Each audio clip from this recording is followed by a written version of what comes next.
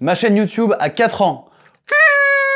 En décembre 2018, je sortais ma toute première vidéo et 4 ans plus tard, me voilà avec plus de 80 vidéos au compteur et une communauté qui rassemble plus de 30 000 personnes. J'avoue que j'en suis assez fier et pour fêter ça dans cette vidéo, je vais vous donner les 5 conseils que j'ai suivis pour développer ma chaîne.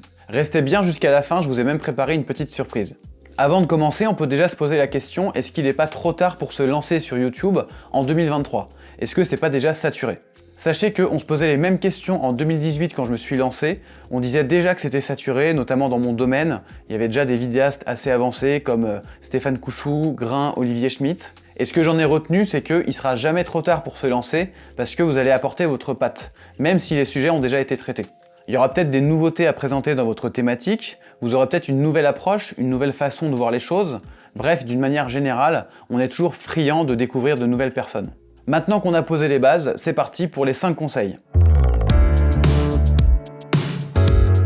Mon premier conseil, c'est de bien définir votre thématique. Si on met de côté les gros youtubeurs divertissement qui peuvent se permettre de parler de plein de choses différentes, ce qui marche sur YouTube, ça reste le contenu de niche. Si par exemple vous lancez une chaîne pour partager tout ce que vous faites, bricolage, danse, parapente, minage de bitcoin, quelqu'un va tomber sur une vidéo où vous expliquez comment sauter en parapente, il va trouver ça génial, donc il va vouloir en voir une autre. S'il tombe sur un tuto minage de bitcoin, il va fuir immédiatement, même si la vidéo est de grande qualité, tout simplement parce qu'il n'est pas venu pour ça.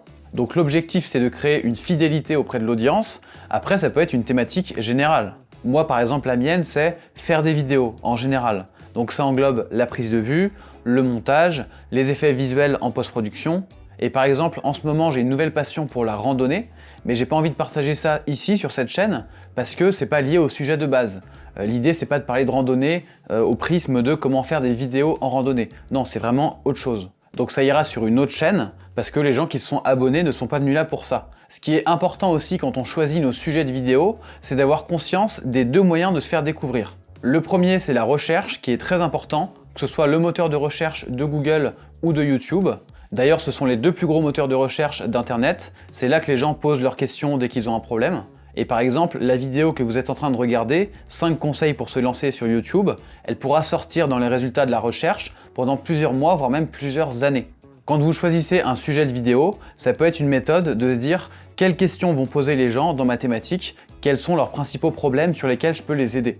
Par exemple, moi dans les vidéos qui ont bien marché, j'ai des vidéos comparatives de logiciels de montage ou alors des vidéos explicatives sur comment régler sa mise au point, comment régler son exposition, sa balance des blancs. En général, les titres de vidéos avec le mot comment dedans, ça fonctionne plutôt bien à condition que le sujet soit important. Et le deuxième moyen de se faire découvrir sur YouTube, c'est par l'algorithme de recommandation. Donc soit parce que vous êtes en train de regarder une vidéo et qu'il y a plusieurs vidéos proposées à côté, soit sur l'onglet Accueil. Et YouTube proposera votre vidéo à des gens qui ont regardé des vidéos sur des thèmes similaires. Pour finir sur la thématique, on peut se demander est-ce qu'il y a de la place sur YouTube pour faire de la fiction ?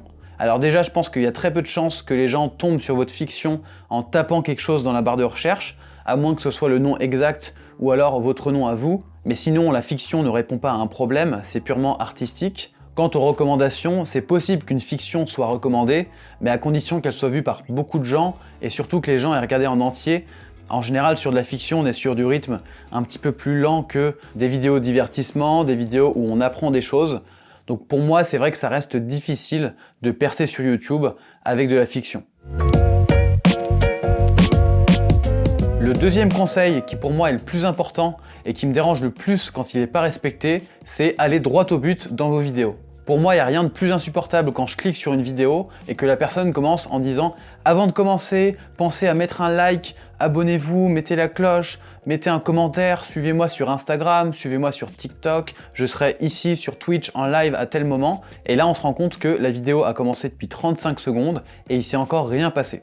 Dans le même genre, il y a les génériques d'intro, ça c'est pareil, je trouve que ça n'a pas sa place, sauf si c'est très court, si ça dure moins de 5 secondes à la limite. Mais les génériques de 15-20 secondes, surtout quand c'est le même à chaque vidéo, moi ça me dérange, en général je le passe. On n'est pas à la télé, les gens n'ont pas le temps de regarder un générique, sauf si c'est un générique original à chaque vidéo, bien évidemment. Une sorte d'intro créative sur le sujet de la vidéo, ça bien sûr, ça a sa place, mais pas le générique uniformisé qu'on a pris sur un template sur internet, qu'on a posé sur notre timeline, et où on a juste remplacé du texte. Je trouve que ça fait un peu cheap. En fait, quand je fais une vidéo, je pars du principe que la personne qui va regarder ne me connaît pas. Donc je cherche en permanence à séduire de nouvelles personnes.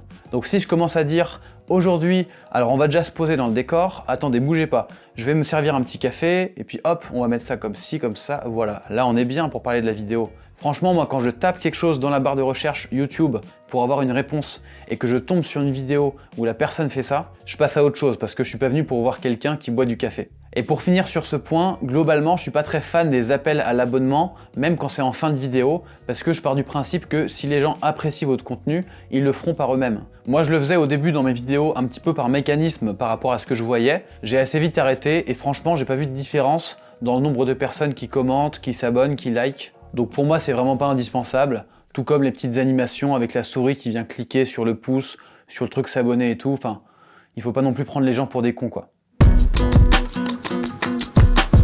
Troisième conseil, allez-y, publiez des vidéos, même si c'est pas parfait. De toute façon, votre première vidéo sera nulle, vous serez pas très à l'aise face caméra, l'image sera moyenne, le montage pas terrible, mais ce qui est bien, c'est qu'elle sera pas vue par grand monde. Quand vous commencez, vous n'avez pas d'audience. Donc il faut voir ça comme un entraînement, et à force de publier des vidéos, vous allez progresser. Moi, quand je regarde les premières vidéos de ma chaîne, je me trouve complètement coincé face caméra, l'image n'était pas terrible, le décor pas très beau, mais à l'époque, quand je les ai publiés, j'étais très satisfait, j'étais au maximum de ce que je pouvais faire, et c'est à force d'en faire et de me perfectionner point après point que j'ai pu améliorer le rendu. Je sais qu'au début, on peut être bloqué parce qu'on se dit « pour l'instant, j'ai pas la bonne caméra, j'ai pas le bon matériel, je vais attendre d'avoir un peu plus de budget ». Mais c'est pas le matos le plus important. Ce qui compte, c'est votre diction face caméra, c'est l'écriture de la vidéo et c'est le montage. Donc tout ça, ça peut se travailler même avec la caméra de votre smartphone et le décor de votre chambre. Et il y a quelque chose qui peut aider aussi, c'est de partager vos vidéos dans des groupes Facebook de votre thématique. Moi, c'est ce que j'ai fait au début. Non seulement vous allez potentiellement gagner des abonnés grâce à ça, mais en plus vous allez avoir des retours constructifs sur vos vidéos. C'est pour ça qu'il faut plutôt présenter le truc en mode « je partage ma vidéo, dites-moi ce que vous en pensez, est-ce qu'il y a des choses potentiellement à améliorer ?» Parce que si vous partagez juste votre vidéo sur un groupe Facebook, vous risquez de vous faire bannir parce que c'est juste de la pub. Quant aux commentaires négatifs, essayez de pas trop les prendre à cœur, de pas trop vous laisser impacter par ça, mais dites-vous quand même qu'il y a souvent une petite part de vrai dans ces commentaires-là, donc essayez de vous en servir quand même pour améliorer certains points.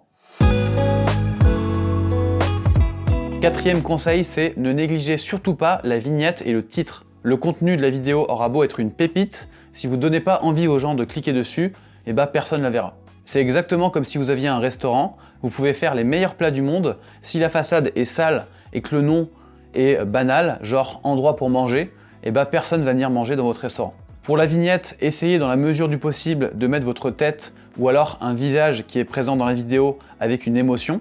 Déjà parce qu'une fois que vous aurez des abonnés, c'est important qu'ils identifient que c'est une vidéo de vous, parce qu'elle va apparaître au milieu de plein d'autres vignettes, et si vous êtes la seule sans visage, ça va donner moins envie. Sinon, essayez de mettre du texte, alors pas trop de texte, juste quelques mots, les mots-clés les plus importants qui représentent le sujet de votre vidéo. Et pourquoi pas mettre les éléments visuels les plus forts que vous abordez, voire des logos par exemple, si c'est approprié. Pour le titre, c'est pareil, pensez à mettre des mots-clés importants qui vont potentiellement être recherchés dans la barre de recherche YouTube ou Google. Et sachez que vous avez la possibilité de changer le titre et la vignette, même après publication. Donc moi, ça m'arrive assez souvent d'être dans le rush de la publication. Donc je fais une vignette assez rapide avec ce que j'ai en tête. Et en fait, plusieurs jours après, je me dis « ah ouais, en fait, peut-être que le titre, il sera plus pertinent avec ça. » Ou alors la vignette, pareil, je pourrais peut-être changer tels éléments. Donc j'hésite pas à le faire parce que la vidéo, elle va avoir une durée de vie beaucoup plus longue que les premiers jours. Cinquième et dernier conseil, si vous avez envie de vivre de votre chaîne, ou au moins qu'elle vous rapporte quelque chose, vous avez différents moyens de la monétiser. À ma connaissance, il y en a 4, je les ai tous testés, et je vais vous les présenter du plus simple au plus compliqué.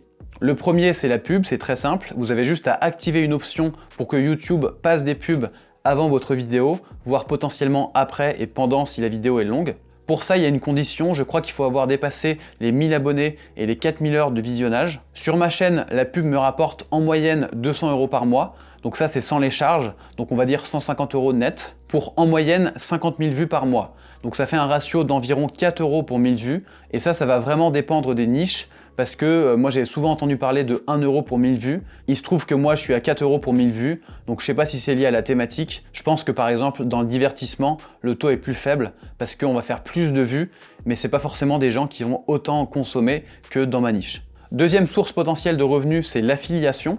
Donc ça consiste en fait à mettre des liens affiliés sous les vidéos. Quand on présente un produit, on va créer un lien d'affiliation chez un partenaire, par exemple chez Amazon, c'est là que c'est le plus facile.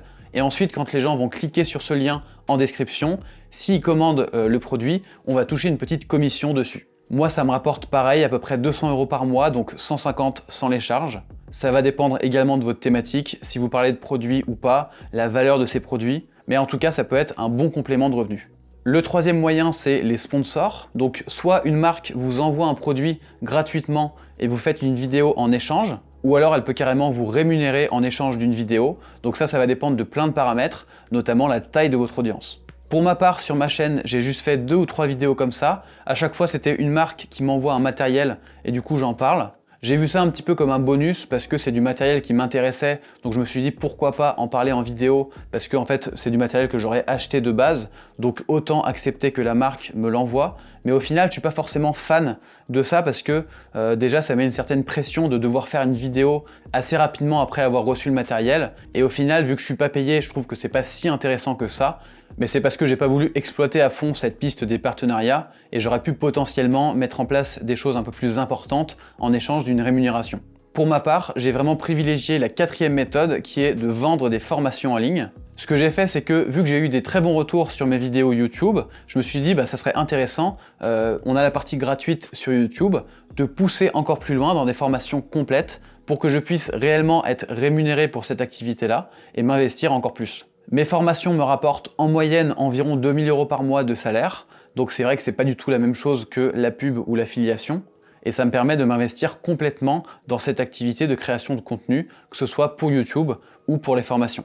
Je pense que le modèle de la formation peut s'appliquer à plein de domaines, parce que de toute façon, on sera toujours limité dans les vidéos gratuites, soit par le temps, soit par le nombre de sujets limités qu'on peut aborder. Donc je vous invite à explorer cette piste si vous lancez votre chaîne.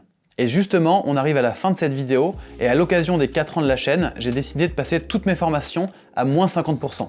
Cette promotion est valable jusqu'au mercredi 14 décembre. Il vous suffit de rentrer le code ANIV50 au moment de passer commande pour activer la réduction. Attention, la seule exception, c'est pour la formation Audiomaster sortie récemment. Vous avez le droit non pas à 50% mais à 100 euros de réduction avec le code ANIV100 pour pas pénaliser les gens qui l'ont acheté à son lancement. Si vous avez envie de vous lancer sur YouTube en 2023, ça peut être l'occasion pour vous justement de progresser en prise de vue, en prise de son, en montage. Vous avez le lien de mes formations en description.